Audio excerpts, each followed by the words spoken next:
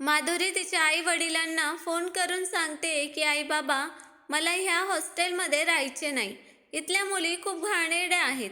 त्या मला रोज रात्री त्यांच्या रूममध्ये बोलावून माझ्यासोबत. माधुरी एका खेडेगावात राहणारी मुलगी होती, परंतु तिची स्वप्न मात्र खूप मोठी होती. ती अभ्यासात पण खूप हुशार होती. नेहमीच तिचा शाळेत पहिला नंबर यायचा. 10वीत ती जिल्ह्यात पहिली आली होती आणि आता शहरात जाऊन उच्च शिक्षण घ्यायचं असं तिने ठरवलं होतं. म्हणून ती शहरातल्या मोठ्या कॉलेजमध्ये शिकायला गेली. शहरात त्यांचा कोणी नातेवाईक नसल्यामुळे ती कॉलेजच्या हॉस्टेलमध्येच राहू लागली होती. इकडे माधुरीचे आई वडील सुद्धा खूप खुश होते, कारण माधुरी त्यांची एकुलती एक मुलगी होती आणि आपली मुलगी आपल्या कष्टाचं चीज करेल, आयुष्यात काहीतरी करून दाखवेल असा त्यांना विश्वास होता.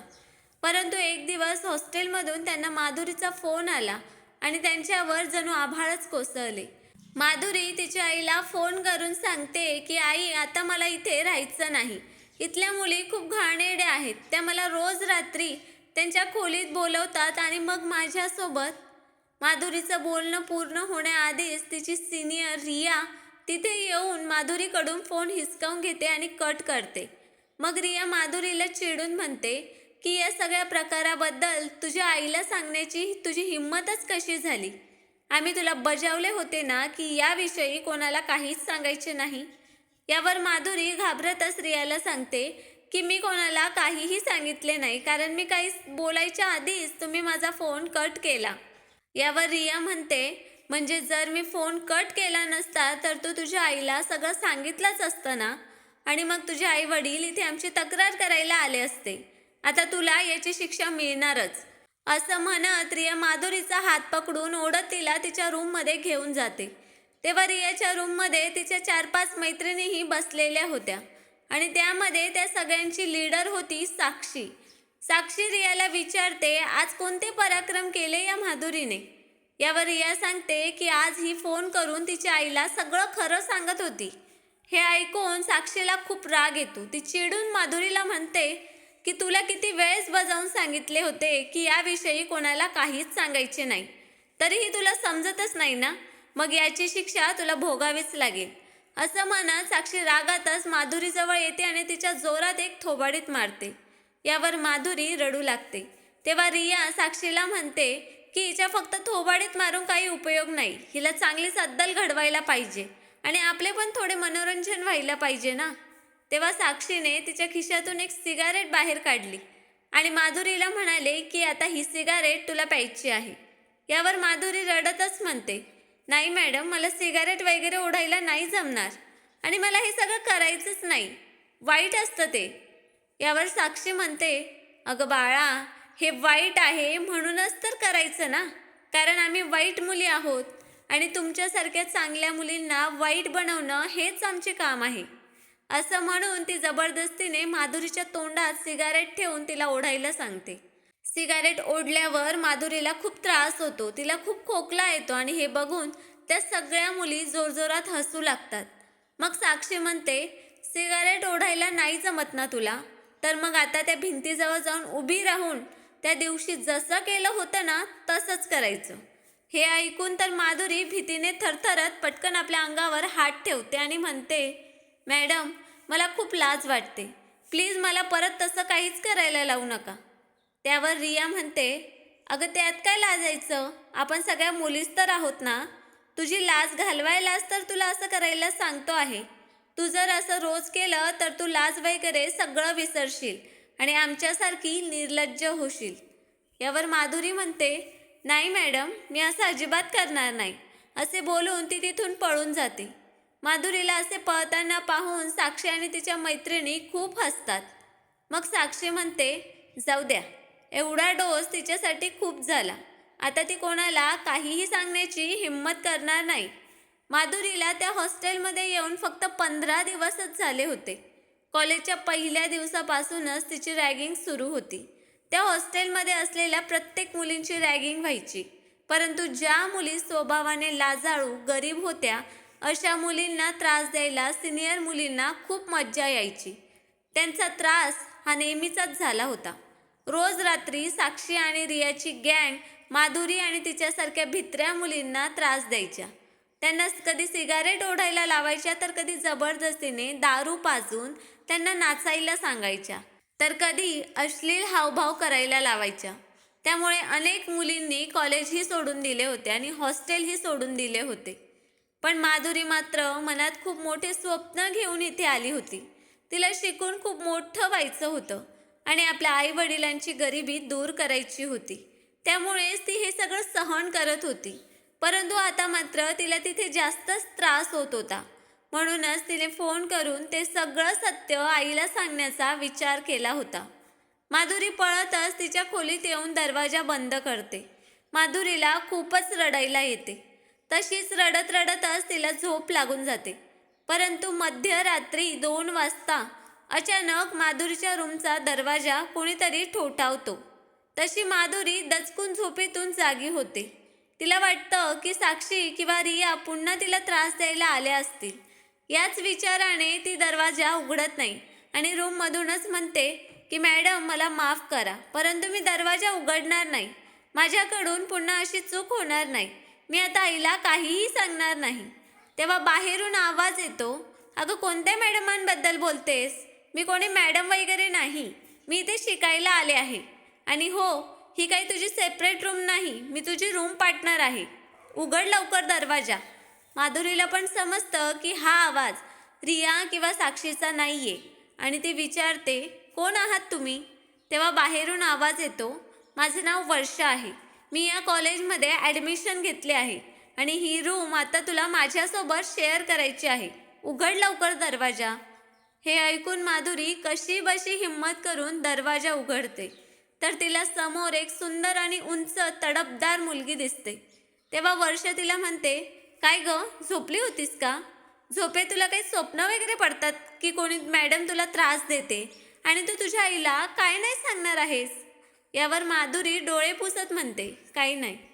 वर्षा तिची बॅग ठेवते आणि माधुरीजवळ येऊन हात पुढे करत म्हणते, मी वर्षा, या कॉलेजमध्ये नवीन आले आहे. यावर माधुरी पण हात पुढे करून सांगते, मी माधुरी, फर्स्ट इयरला आहे. परंतु कॉलेज सुरू होऊन तर भरपूर दिवस झाले, मग तू एवढं उशिरा ॲडमिशन का घेतले? त्यावर वर्षा म्हणते, मी सुद्धा लवकरच ॲडमिशन घेतले होते, परंतु माझं ॲडमिशन झालं आणि माझा पाय मोडला. मग डॉक्टरांनी मला काही दिवस बेड रेस्ट करायला सांगितले होते, म्हणून उशिरा आले.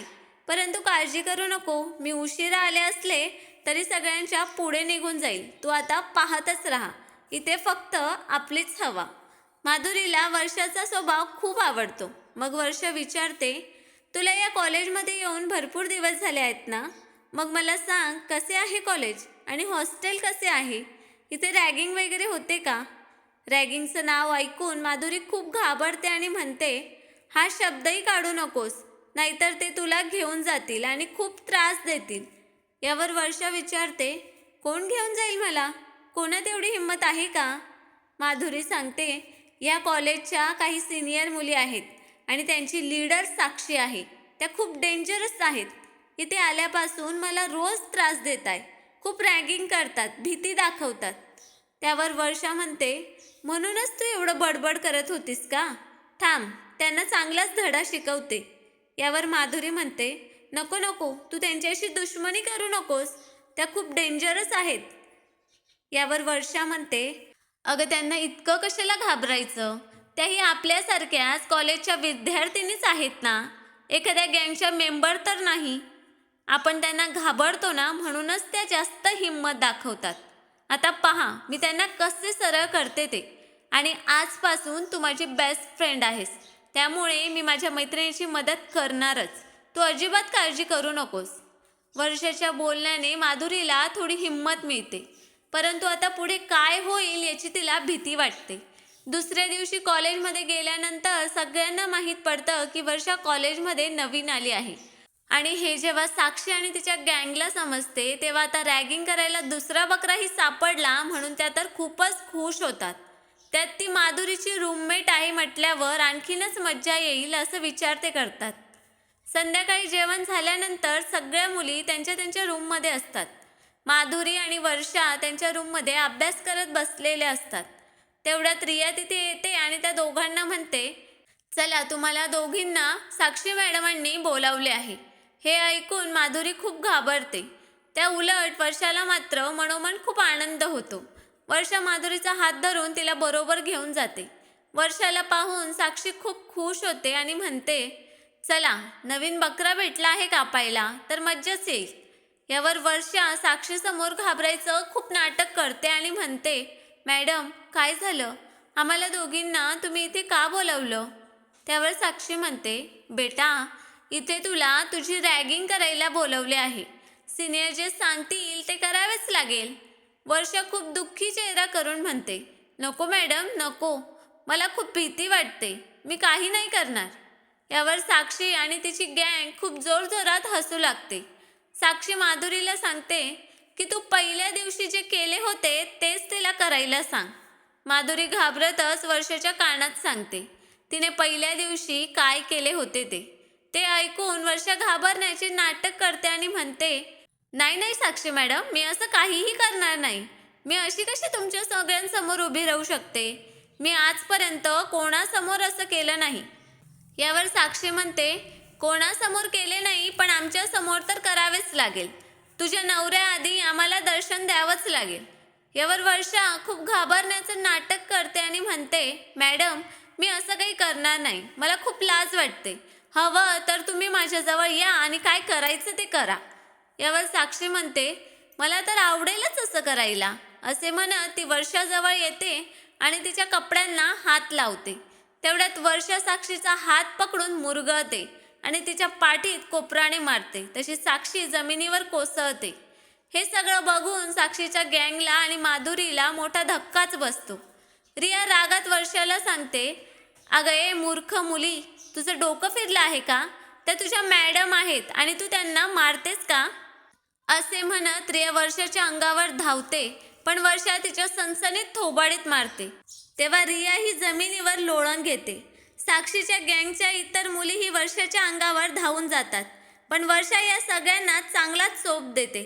साक्षी सोबत तिच्या गँगच्या सगळ्याच मुली लोळण घेत असतात आणि हे सगळं बघून माधुरी आश्चर्याने वर्षाकडे बघत असते. तेव्हा वर्षा सगळ्यांना सांगते की तुम्हाला काय वाटलं मी माधुरीसारखी साधी भोळी मुलगी आहे? तर ऐका, ब्लॅक बेल्ट आहे मी, कराटेमध्ये राज्यस्तरीय चॅम्पियन आहे मी आणि यावर्षी राष्ट्रीय स्तरावर जाणार आहे. तुमच्यासारख्या निर्लज्ज मुलींना धडा शिकवायला कधी मागे पुढे बघत नाही मी. आणि यापुढे तुम्ही माधुरीला किंवा कॉलेजमधल्या कोणत्याही नवीन मुलीला त्रास दिला तर तुमची अशी हालत करेल ना की आयुष्यभर लक्षात ठेवाल. आणि हो, असं विचार करू नका की तुम्ही कॉलेजच्या प्रिन्सिपलजवळ जाऊन माझी तक्रार कराल, कारण या कॉलेजच्या ट्रस्टीची मुलगी आहे मी तुम्हाला एका दिवसात रेस्टिगेट करेल, हे लक्षात ठेवा. हे ऐकून साक्षी आणि तिच्या गँगला मोठा धक्का बसतो. वर्षा माधुरीचा हात पकडून तिला तिथून घेऊन जाते. वर्षा माधुरीला सांगते की मी आधीच तुला सगळं सांगितले असते, पण तुला सरप्राईज द्यायचं होतं. आता अजिबात घाबरायचं नाही. अन्याय सहन करणारा हा अन्याय करणाऱ्यापेक्षा मोठा अपराधी असतो. जर तुझ्यात ताकद नसेल, हिंमत नसेल तर ती मिळवायची आणि अशा लोकांचा सामना करायचा. नाहीतर हे जग तुला शांततेने जगू देणार नाही. माधुरीला वर्षाची गोष्ट पटते आणि त्या दिवसानंतर ती स्वतःची शक्ती वाढवण्याचा प्रयत्न करते, हिंमत वाढवते आणि पुन्हा कधीही कोणाचा अन्याय सहन करून घेत नाही. तर मित्रांनो, या स्टोरीतून तुम्हाला काय शिकायला मिळाले ते आम्हाला कमेंट करून नक्कीच सांगा. आम्ही नेहमीच तुमच्या कमेंट्स आणि लाईकची वाट बघत असतो. आणि स्टोरी आवडली असेल तर चॅनलला सबस्क्राईब करायला पण विसरू नका. धन्यवाद.